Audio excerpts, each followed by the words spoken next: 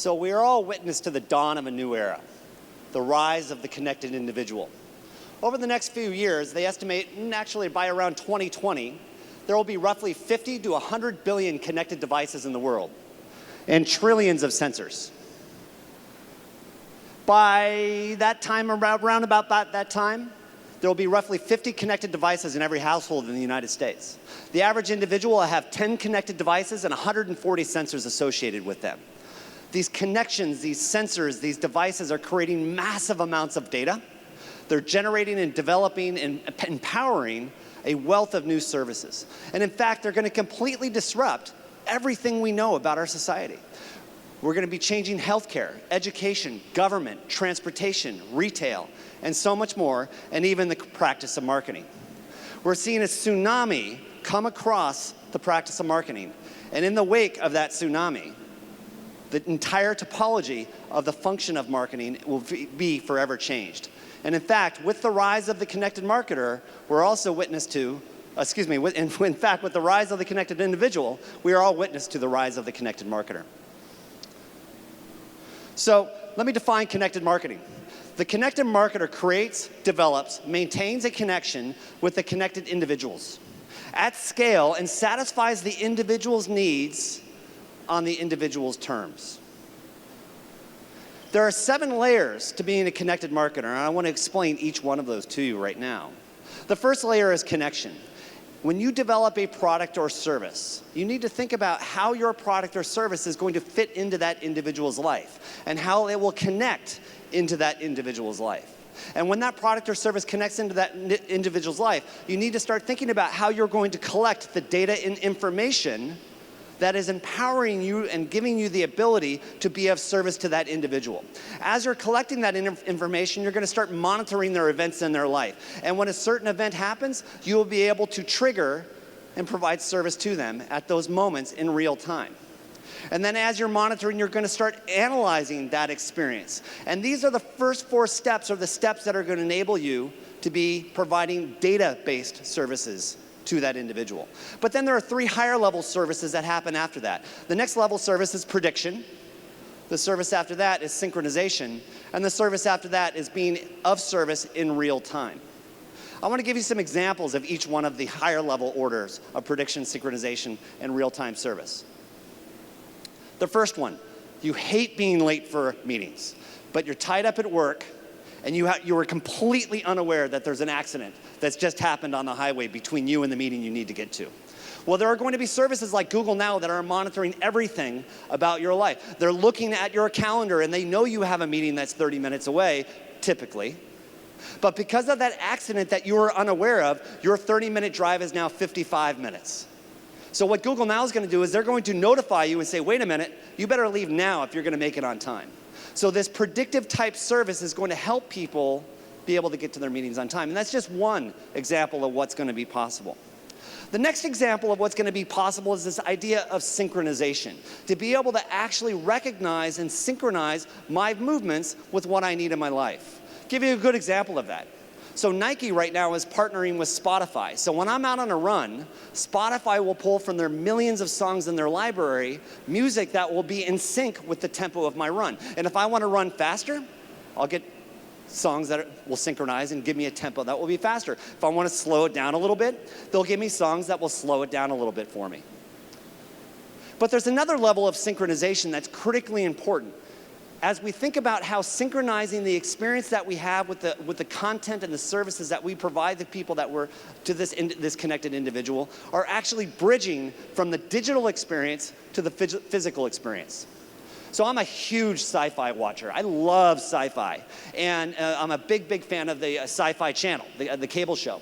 And all of their original programmed content, like Expanse, is now synchronized with Hue Internet lights. So if you have connected lights in your house, what they are doing is choreographing the lighting to go along with the show that you're watching. So as you're sitting there watching the show, the lights themselves will be in interaction and in sync with the show. So as a connected marketer, you need to start thinking about how you actually not only produce content, but actually synchronize the visual experience with things like connected lights. And next up on this is going to be the haptic tools that we put in the couch. So if you're watching Homeland and the bomb goes off, not only are you going to have lighting go off in the room, you're actually going to feel that in the room. So connected marketers also start bridging not only the physical and digital, they start curating the emotional and the sensory experiences that were going to happen as well. Next up though, and this is a personal experience of what it means to be a connected marketer. So just before Christmas this last year, I woke up as fat as I've ever been. I was uncomfortable and I hit 219 pounds on December 22nd, 2016. And I wanted to do something about that. And so I was thinking about, okay, I'm going to put myself on a weight loss regimen. And how am I going to go about doing that? Well, I need tools to do that. So I started with and again, and also by the way too, what I wanted to do is I actually set a goal. By my birthday, I wanted to get below 200 pounds. So in setting this goal, what I did is I thought about the first tool that I needed, and I needed my Apple Watch. I needed an activity monitor that could help me measure my activity. But then I needed to see if this activity monitoring was really going to work. So what's the next thing I needed? I needed a Withings connected scale. Now, what's important about being a connected marketer, and especially with these types of tools, those kind of mundane activities, measuring my activity and keeping track of my weight, those need to be happening automatically. Those mundane activities recede back into the background so that I can then use the really primary tool of weight loss, at least for me, because we're all going to have slightly different ways that this will work for, and that's the MyFitnessPal food calorie counting application. So I was able to now use this food counting tool to be able to monitor and measure all of the things that I was putting in my mouth and measuring my calories. Now, those are the first kind of primary steps. How much activity do I have? What's my weight? And what food am I consuming? How many calories am I consuming and where am I going with that? But this is where the magic comes into being a connected marketer. What happened was I hit the natural plateau. Right when I got about 204 pounds, I sat there for about 10 days, and it was getting really frustrating. But then what the MyFitnessPal app did is it automatically started sending me content. Hey, it said, by the way, you know, everyone hits a plateau. And when you hit a weight plateau, here's what you can do about it. And it was dynamically giving me live services and in real-time coaching to be able to get me over that hump. This is an incredibly important part of what it means to be a connected marketer, and that led to me by actually February 21st, well more than a month before my goal and target date, getting below that 200-pound number and hanging out with my daughter. It was a really great and rewarding experience. But that's not the last part about being a connected marketer. See, so what I've been talking about so far is bridging that digital and physical world, about creating emotion, about creating sensory experiences, about helping me achieve my goals, reducing the mundane activities to put the higher order activities up into my consciousness so I can manage them. But being a connected marketer is all about removing the friction in people's lives. And in fact, CVS just announced a new program this week to do just that. You can order your shopping and your products and your goods online through their mobile app. You then can drive to the store and go to the CVS curbside pickup. The second you drive into the pickup line, someone will come out and put your goods and services into the car. What CVS is now saying, they've reduced the amount of time you need to shop from 12 minutes on average to about 20 seconds. It's a critical change in what's happening in the marketplace. Now, here's what's important. They announced that this week. What they also said in the announcement was that they went from conception of this idea to launch in 3 months. So to be a connected marketer means that you need to be able to fundamentally transform your business and add new services and layers in rapid time. So what's next, and where do we go from here? We need to realize that we are all now digital beings living in a physical world. We are measured, we are monitored, as we've been hearing throughout most of the conference talks today. And as we're thinking about what it means to be a digital being living in a physical world, we also need to realize that marketing today, as we've been hearing throughout the entire afternoon, is based on data. It's based on the use of this data. And in fact, the exchange of our personal data is becoming a multi-trillion-dollar market worldwide. But if you look at the studies, people are increasingly concerned about their privacy. They're increasingly concerned about how their data is being used. And in fact, if you look at some of the studies, every time your data, my data, has been breached with some of the largest data breaches that have been happening in history, each time that happens, we are 3 to 5 times more likely to be a victim of identity theft. There is significant risk in this world of data. And what's going to start occurring over time is that people are going to rise up and say, wait a minute, this is my asset, and I need to own this. This is not a new idea, in fact. In 1974, a gentleman by the name of Alan Ware, 1973, a gentleman by the name of Alan Ware was working on the 1974 Privacy Act. And he recognized at that time, in doing some precursor work, that individuals would need an ombudsman to be able to represent them to the marketplace, to truly be able to protect their privacy. Because in '68, Alan Ware said, privacy is the ability for an individual to own, control, manage the timing and mode to which their information is being used. But he realized at that time the technology didn't exist, so they just kind of parked that idea over here. Fast forward to 1994, there was a gentleman by the name of Kenneth Loudon that proposed this idea of the National Information Exchange Marketplace, that there should be a marketplace to which individuals could be able to broker and manage and sell their personal information. But it was an academic idea, and it didn't really go too far. In 1997, as the internet starts to emerge and becomes more popular, Jay Rappaport and colleagues put out a concept called info intermediaries, that in the internet, in this world of connectedness, there could be intermediaries that can, in fact, represent the individuals. This idea matured. And in 2004, Richard Watson proposed a paper in the Harvard Business Review called I Am My Own Database, this concept that I can actually own my digital self.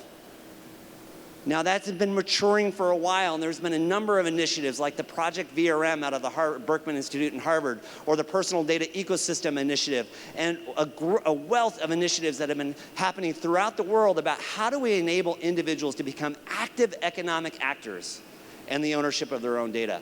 And in 2011, the World Economic Forum came out and said, wait a minute, personal data is a new asset class. It has value, as we all know. And by 2014, a number of people started to act on that concept. There was a woman named Jennifer Marone that actually went as far as incorporating herself.